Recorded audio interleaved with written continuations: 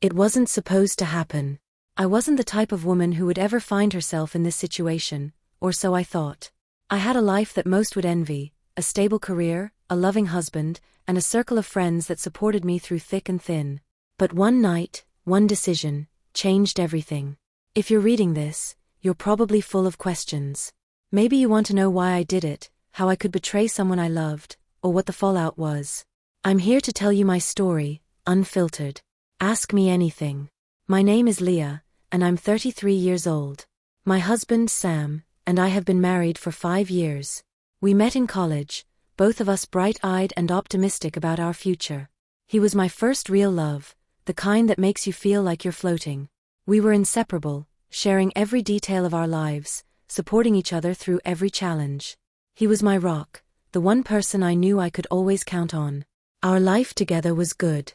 No, it was better than good. We had a nice home, 2 cats that we adored, and a group of friends who filled our weekends with laughter and good times.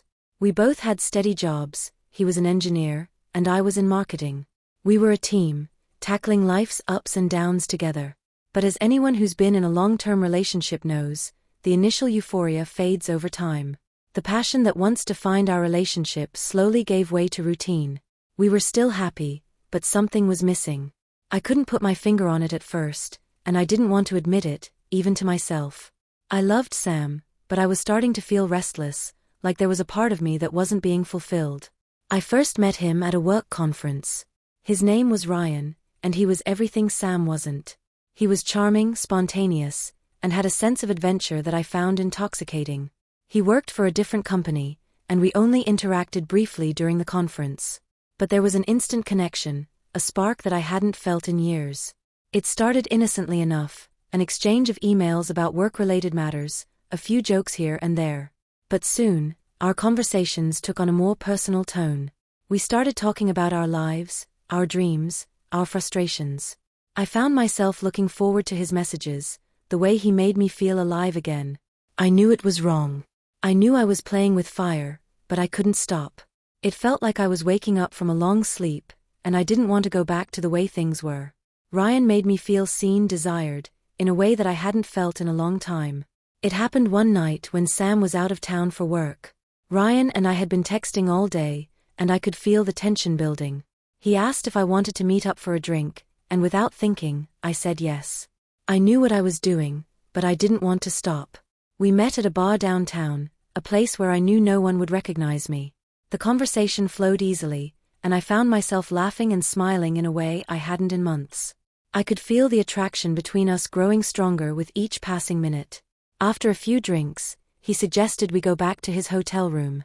I hesitated for a moment, the reality of what I was about to do hitting me like a ton of bricks. But the pull was too strong, and I followed him. What happened next is something I'm not proud of. We slept together, and in that moment, I felt a rush of emotions, excitement, guilt, pleasure, and shame.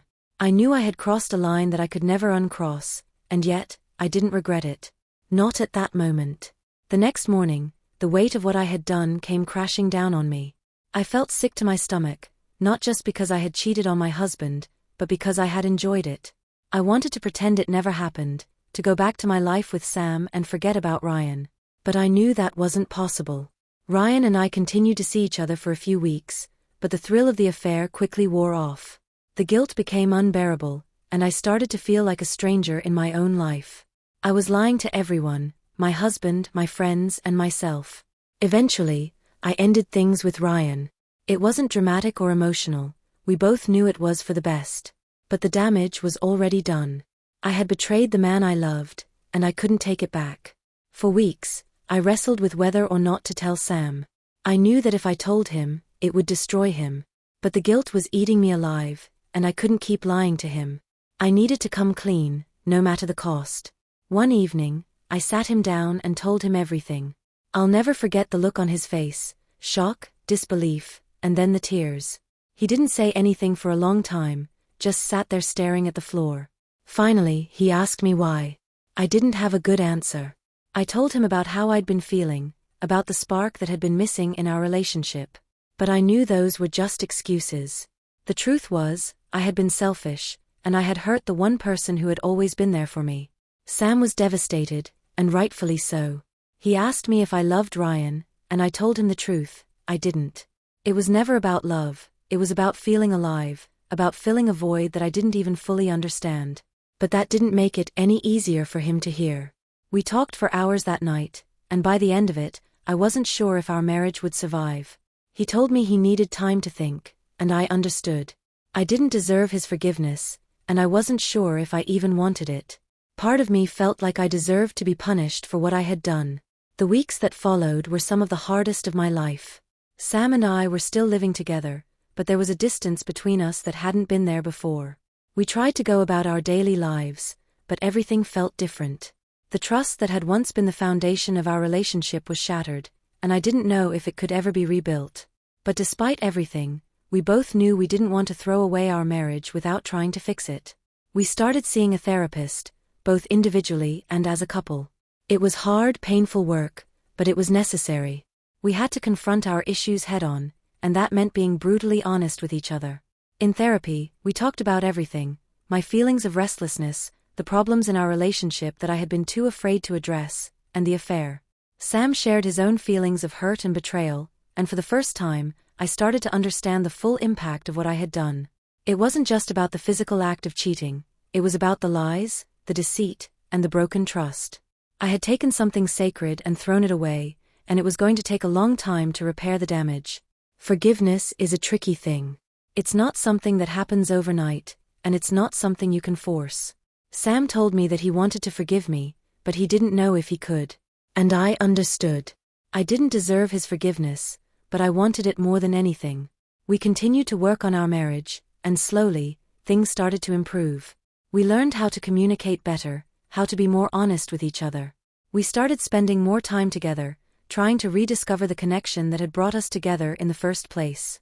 It wasn't easy. There were times when I wanted to give up, when I thought it would be easier to just walk away. But I didn't. I loved Sam, and I was willing to do whatever it took to make things right. After several months, Sam told me that he was ready to forgive me. It wasn't a grand gesture, there were no tears or dramatic declarations. He just looked at me one day and said, "I forgive you." And in that moment, I felt a weight lift off my shoulders. But forgiveness didn't mean that everything was suddenly perfect. There were still scars, still moments of doubt and insecurity. But we were both committed to making our marriage work, and that was what mattered. It's been over a year since I cheated, and our marriage is still a work in progress. We're not the same couple we were before the affair, but in some ways, that's a good thing. We've learned a lot about ourselves and each other, and our relationship is stronger because of it. But there are still days when I think about what I did, when the guilt and shame come rushing back. I've learned to live with those feelings, to accept them as part of my journey. I'm not proud of what I did, but I've made peace with it. Sam and I are in a better place now, but we both know that the road ahead won't always be easy. There will be challenges, moments of doubt, and times when we'll have to work hard to keep our marriage strong. But we're in this together, and that's what matters. Looking back, I can see how everything led up to that moment of betrayal. I can see the mistakes I made, the warning signs I ignored, and the ways I let my own insecurities drive my actions. But I've also learned a lot about myself, about love, and about what it takes to make a relationship work. Cheating isn't about love, it's about something broken inside of you that you're trying to fix in all the wrong ways. It's about seeking validation, excitement, or escape from a reality you're not willing to face.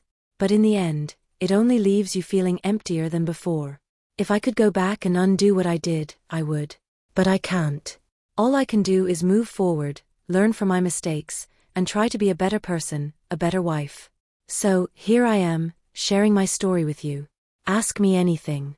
I'm not here to justify what I did, but to be honest about it.